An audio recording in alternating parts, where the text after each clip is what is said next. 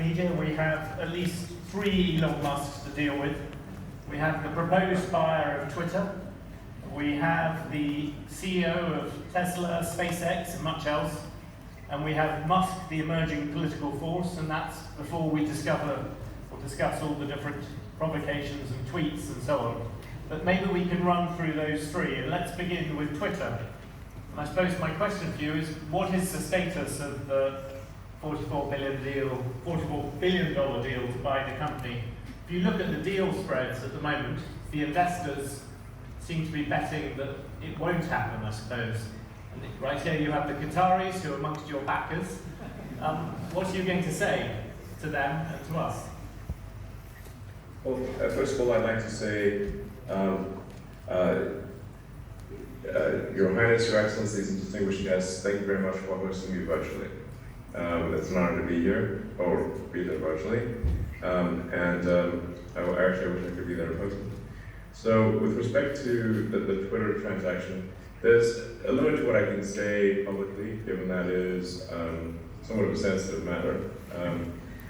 So, I like to be measured in my responses here, such as not to generate incremental lawsuits. That seems to be a risk you sometimes manage to overcome. Yes, deposition minimization is, I think, important. Have Twitter given you enough information? Well, there are still a few unresolved matters. You probably read about the question as to whether the number of fake and spam users on the system is less than 5% as Twitter claims, which I think is probably not most people's experience when using Twitter. So we're still awaiting resolution on that matter, and that is a very significant matter. So we're awaiting resolution on that. And then of course, there is the question of will the debt portion of the round come together, and then will the shareholders vote in favor? So I think those are the 3 things that stand if that needs to be resolved before the transaction can complete.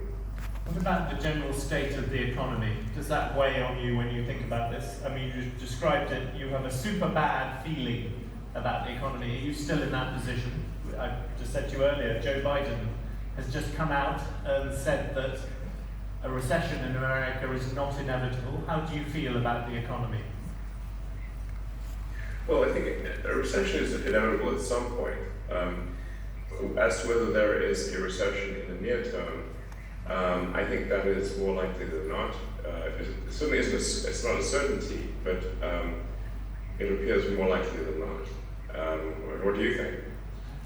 I'm with you. I agree with you. I think it's more likely.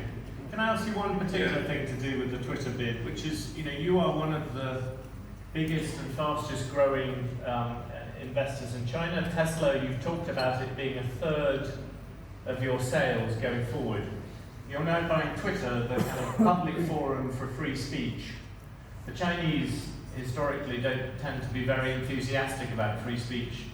Are you worried about whether you can keep those 2 particular horses running? Is buying Twitter going to get you in trouble with the Chinese? Well, Twitter does not operate in China, so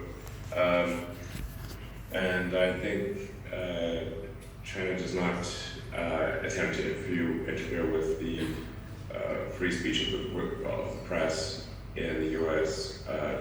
As far as I know, because I assume you're not under pressure at Bloomberg from China. So I think there's. I don't think this is going to be an issue. In terms generally of that issue of freedom of speech and Twitter, you talked about Twitter making it even freer and letting more people onto it. Is there a limit at all to who you think should be allowed onto Twitter? Well, my aspiration for Twitter, or in general for the digital town square, would be that it is as inclusive, in the broader sense of the word, as possible. That it is an appealing system to use.